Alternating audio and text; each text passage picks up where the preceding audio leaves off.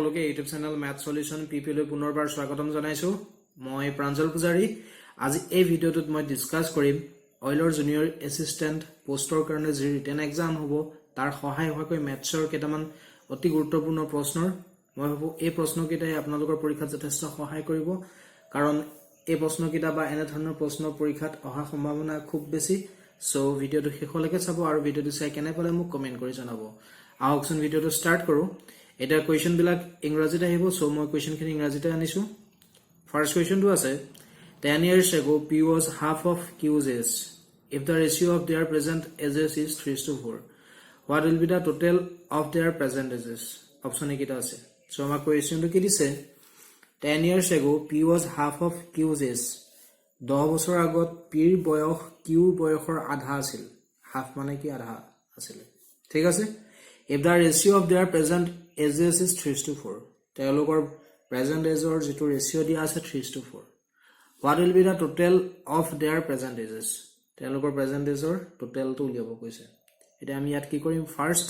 যেটো ratio দিয়া আছে তাত x লগাই present age of p and q thrice x আৰু 4x বুলি ধৰি লম let present age of p and q equal to thrice x and 4x p ৰ present age কিমান thrice x আৰু q ৰ present age 4x ঠিক আছে এটা according to question কি দিছে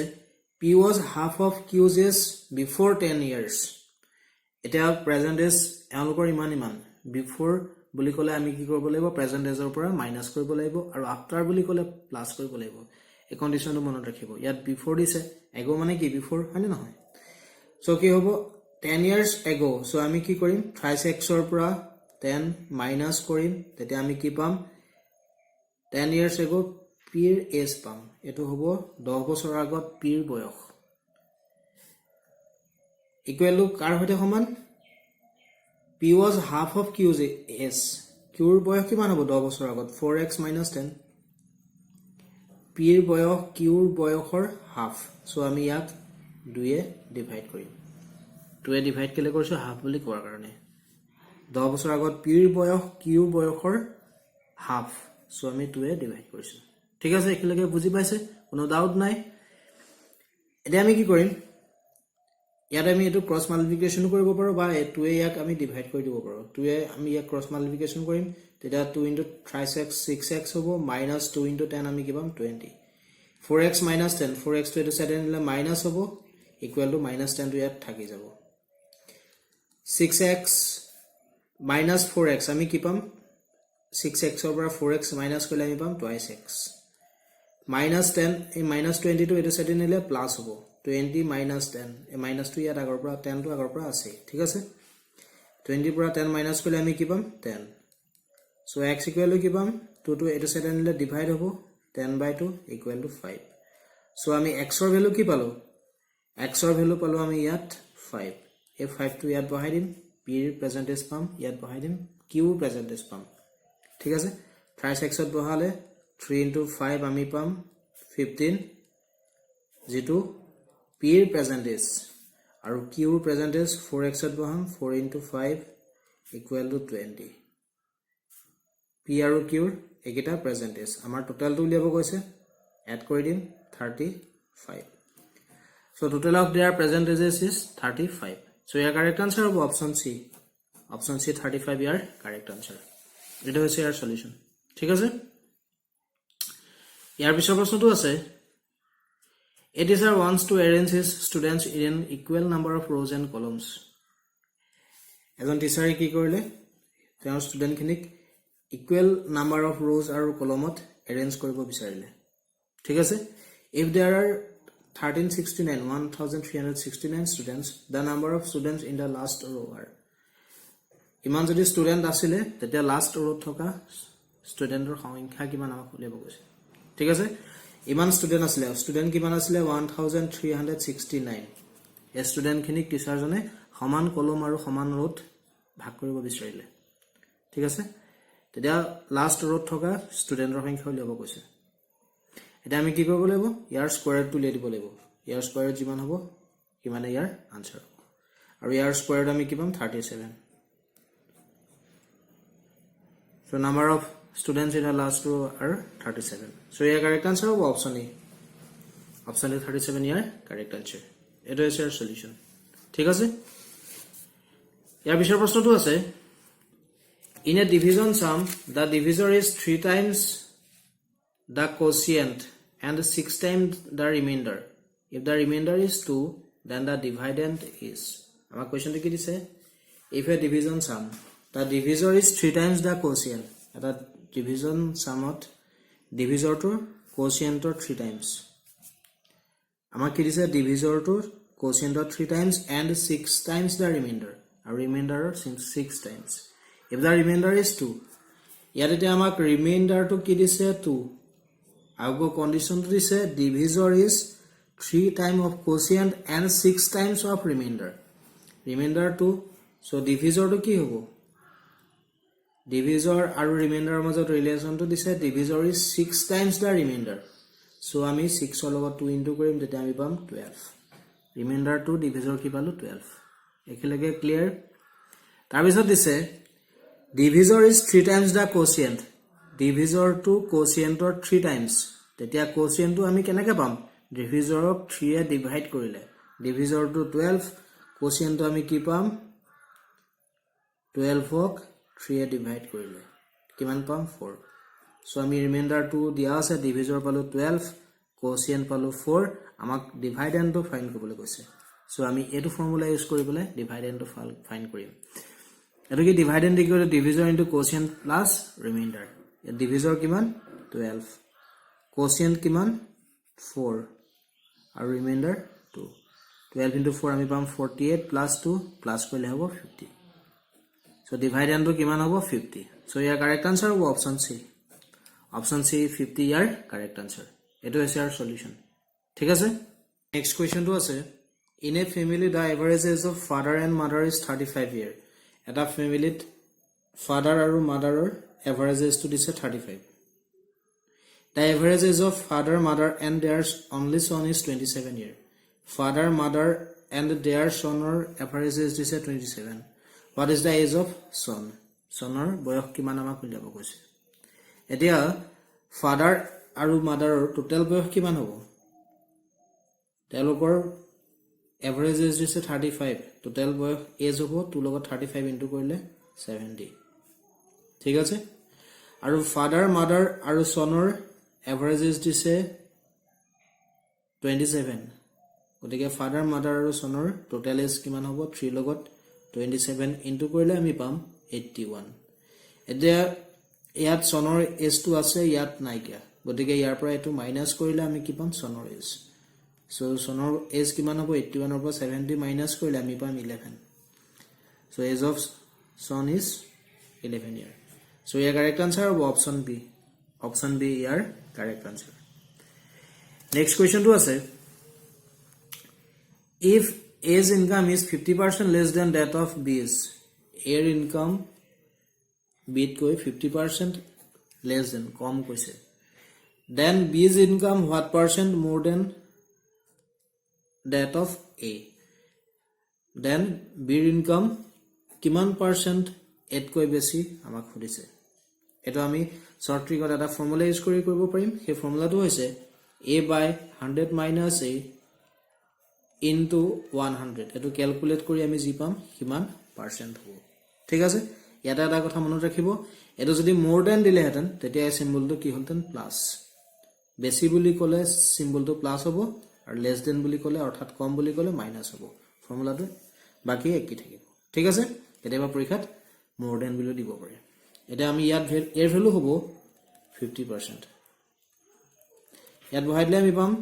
50 by 100 minus 50 into 100 equal to 50 by 100 over 50 minus করে 50 হবো into 100 50 50 cancel থাকি যাব কি থাকিব 100% so ইয়াৰ correct answer হ'ব option C so কি হবো B's income is 100% more than that of A eto is our solution next question to আছে if 120 is 20% of a number 122 এটা number 20% 20% কিমান দিছে ইয়াত 120 number 2 ঠিক আছে then 120% of that number will be তেতিয়া সেই নাম্বাৰটোৰ 120% কিমান হ'ব আমাক উলিয়াব কৈছে 20% দিছে 120 এটা নাম্বাৰৰ অৰ্থাৎ এটা সংখ্যাৰ আৰু 120% সেই সংখ্যাটোৰ কিমান হ'ব উলিয়াব কৈছে 20% 120 হলে 1% কিমান হ'ব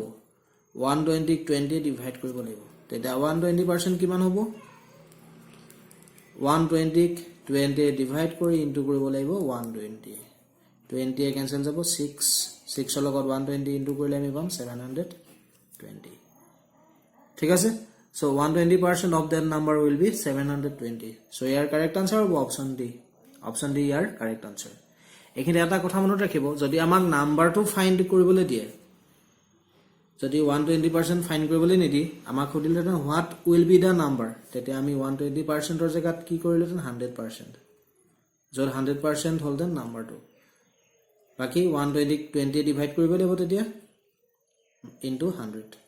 20 এ কেনসেল যাব 5 5 into 120 কিমান 600 সো নাম্বাৰটো যদি ফাইন্ড কৰিবলৈ দিলে হেতেন তেতিয়া নাম্বাৰটো কিমান হ'ল দেন 600 এই কথাটো লগতে মনত ৰাখিব ঠিক আছে নেক্সট কোৱেশ্চনটো আছে two numbers are in the ratio 3:4 their LCM is 84 the greater number is আমাক কি দিছে দুটা নাম্বাৰৰ ৰেশিও দিয়া আছে 3:4 আৰু LCM দিয়া আছে 84 আমাক গ্ৰেটাৰ নাম্বাৰটো ফাইন্ড কৰিব কৈছে ঠিক আছে এতিয়া এনেধৰণৰ কোৱেশ্চন আমি শৰ্ট ট্ৰিক মেথডত কি কৰিব লাগিব যেটো LCM দিয়া আছে তাক ডিভাইড কৰিব লাগিব নাম্বাৰ দুটাৰ ৰেশিও ইনটু কৰি that means 84 ক ডিভাইড কৰিম 3 into 4 ঠিক আছে এটা আমাক গ্ৰেটাৰ নাম্বাৰটো ফাইন্ড কৰিব কৈছে 3:4 ইয়াত গ্ৰেটাৰ নাম্বাৰ কোনটো হ'ব এটো হ'ব আৰু এটো স্মলাৰ হ'ব সো ইয়াত আমি 4 ইনটু কৰিম 4 4 কেনসেল যাব 84 ক 3 এ ডিভাইড কৰিলে আমি পাম 28 so greater number will be 28 so your correct answer will be option C যদি আমাক smaller number to find কৰিব দিলেহেতেন তেতিয়া আমি 4 জায়গা 3 into কৰিলোহেতেন বাকি 84 divided by 3 into 4 into 3 3 থেকে cancel করলেন তেতিয়া 84 ক 4 এ ডিভাইড কৰিলে আমি পাম 21 so greater number will be 28 and smaller will be 21 ঠিক আছে next question to আছে the marked price is 20% higher than cost price. A discount of 20% is given on the marked price. By this type of sale, there is option ekita dise. Amak eta bostur marked price dise cost price otke 20% higher besi. Aru discount kiman dise 20% marked price ot. Thik ase? Jodi eto type ot ami eta bostu sell koro teta ki hobo hodise no loss no gain 4% gain 4% loss 2% loss এনে ধৰণৰ প্ৰশ্ন আমি এটা formula use কৰিব লাগিব এই ফৰ্মুলাটো হৈছে a + b + ab / 100 যত a ভ্যালু হ'ব 20% আৰু b ভ্যালু হ'ব 20% এতিয়া এই কোৱেশ্চনটোত পাৰ্চেন্টেজৰ সিম্বল পাৰ্চেন্টেজটো সমান দিছে 20 হয় নে নহয় গতিকে এটো আমি আৰু মডিফাই কৰি ফৰ্মুলাটো ab / 100 ফৰ্মুলা ইউজ কৰি কৰিব পাৰো যদি পাৰ্সেন্টেজ কেটা সমান দিয়ে এনে ধৰণৰ প্ৰশ্নত ইকুৱেল দিয়ে তেতিয়া আমি ab / 100 ফৰ্মুলা ইউজ কৰি কৰিব পাৰো যত a ভ্যালু হ'ব 20% আৰু b ভ্যালু হ'ব খালি এইখিনিতে এটা কথা মনত ৰাখিব মাৰ্ক প্ৰাইস ইজ হায়াৰ মানে বেছি মোৰ হয়নে মানে ইনক্ৰিজ হলে ভ্যালুটো প্লাস হ'ব আৰু ডিসকাউন্ট that means decrease হলে কি হ'ব মাইনাস হত so ইয়াত a ভ্যালু হ'ব 20 আৰু b ভ্যালু হ'ব -20%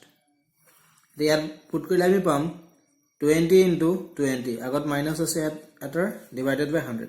0 0 ক্যান্সেল গল আমি কি পাম 2 into 2 4 -4% আনসাৰটো মাইনাস হত ললে that means there is loss যদি আনসাৰটো প্লাস হত ললতেন তেতিয়া কি হলতেন profit or gain ঠিক আছে সো ইয়াৰ কাৰেক্ট আনসাৰ হ'ব অপশন সি অপশন সি 4% loss ইয়াৰ কাৰেক্ট আনসাৰ এটো হৈছে ইয়াৰ সলিউশন নেক্সট কোৱেশ্চন আছে A missile travels at 1350 km per hour. How many meters does it travel in 1 second? এটা মিসাইলৰ আমাৰ স্পিডটো দিয়া আছে ইমান 1 সেকেন্ডত কিমান ডিসটেন্স কভাৰ কৰিব মিটাৰত হেতু ফাইন্ড কৰিব কৈছে that means a speed to আমি মিটাৰ পাৰ সেকেন্ডলৈ কনভাৰ্ট কৰি দিলে হল কিলোমিটাৰ পাৰ আৱাৰত আছে হয়নে তাক মিটাৰ পাৰ সেকেন্ডলৈ কনভাৰ্ট কৰি দিলে হ'ল এতিয়া কিলোমিটাৰ পাৰ আৱাৰৰ পৰা মিটাৰ পাৰ সেকেন্ডলৈ কনভাৰ্ট কৰিবলৈ হলে আমি কি কৰিব লাগিব 5/18 এ ইনটু কৰিব লাগিব কাক 1350 তো ক্যালকুলেট কৰি আমি যেটো পাম এটো আনসাৰ কি আহিব metre per second that means 1 সেকেন্ডত কিমান মিটাৰ ডিসটেন্স ট্ৰেভেল কৰিব হেতু পাম 18 এ ক্যান্সেল যাব 75 5 লগত 75 ইনটু কৰিলে আমি পাম 375 meter per second that means 375 meter it travel in 1 second so your correct answer is option B are correct answer it is your solution next question to us on what sum of money will the difference between SI and CI for 2 year at 5% per annum be equal to 63 on what sum of money kiman মূলধনত will the difference between SI আৰু CI মাজৰ difference 2 year কাৰণে কিমান হয় 5% per annum 63 হয় SI আৰু CI difference to কিমান হ'ব 5% annum 63 2 years কাৰণে আমাক sum that means principal to find কৰিব কৈছে ইয়াৰ আমাক কি ফাইন্ড কৰিব কৈছে প্ৰিন্সিপল টো আৰু ইয়াৰ আমাক ৰেট অফ ইন্টাৰেষ্ট দিয়া আছে 5% ডিফাৰেন্স দিয়া আছে যেটো মই দিয়া বুজাইছো 63 আৰু টাইম টো দিয়া আছে 2 এনেধৰণৰ কোৱেশ্চন আমি এটা ফৰ্মুলা ইউজ কৰিব লাগিব যদি প্ৰিন্সিপল টো উলিয়াব দিয়ে এই ফৰ্মুলাটো হৈছে p = 100 square into d divided by r square এই ফৰ্মুলাটো ইউজ কৰি আমি প্ৰিন্সিপল টো ফাইন্ড কৰিব পাৰিম ইয়াত এটা d আৰু r ৰ ভ্যালুটো পুট কৰিলে আমি পাম d ভ্যালু 63 100 স্কয়াৰ 100 ইনটু 100 লিখিছো d 63 divided by r square 5 into 5 এটো 5 এ 100 ক্যান্সেল গল 20 এটো 5 এ 100 ক্যান্সেল গল 20 20 ইনটু 20 ইনটু 63 আমি কি পাম 25200 সো প্রিন্সিপল কিমান হ'ব 25200 সো ইয়াৰ কাৰেক্ট আনসাৰ হ'ব অপশন সি ইয়াৰ কাৰেক্ট আনসাৰ এটো হৈছে সলিউশন ঠিক আছে সো আজি মই এখিনি কোৱেশ্চন ডিসকাস কৰিলো ভিডিওটো চাই কেনে পালে মোক কমেন্ট কৰি জনাব ভিডিওটো লাইক কৰিব লিংকটো ফ্ৰেণ্ডছৰ লগত শেয়াৰ কৰিব আৰু যদি আজি চেনেলটো প্ৰথম আহিছে চেনেলটো সাবস্ক্ৰাইব কৰিব সো আজিলৈ আহো বাই